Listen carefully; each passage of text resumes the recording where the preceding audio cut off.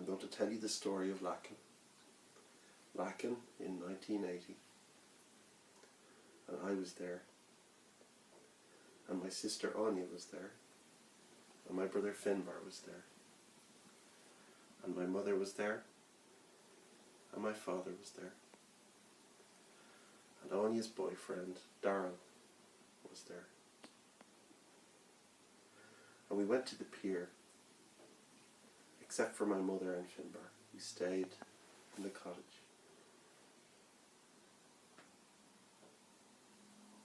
And it became dark at the pier. And as soon as the dark started to fall, Anya and Darrell decided to walk back to the cottage. And as it got darker, my father and I decided to cycle back to the cottage. And we travelled for about 25 minutes. And as we drew near the cottage and we could see its light, we arrived at the same time as Anya and Darrell. And my mother and my brother were sitting in the car. And we went up to them and we asked them why they were sitting in the car. And they said they were frightened. They wouldn't go back in the house.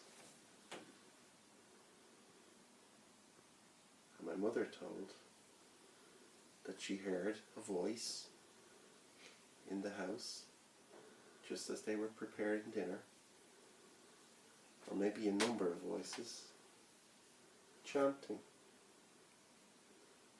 "Oh," something like that, "Oh,"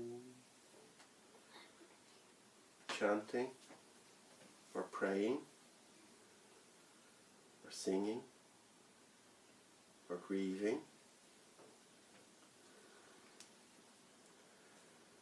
And we all went back in the house together, and we pulled the beds all into one room, and we went to sleep, and we didn't sleep easy, and we woke up as soon as the light came, and we all went out, and we asked a local person, and the person said that the cottage had been used during a disaster to hold the bodies.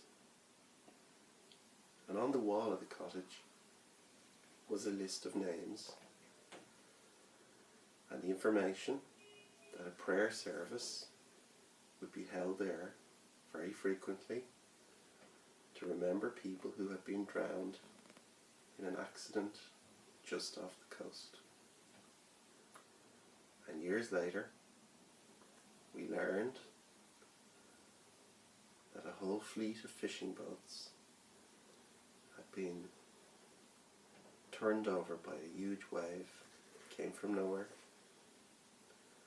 and that the bodies had washed up on Lacan Strand and had been carried to the cottage.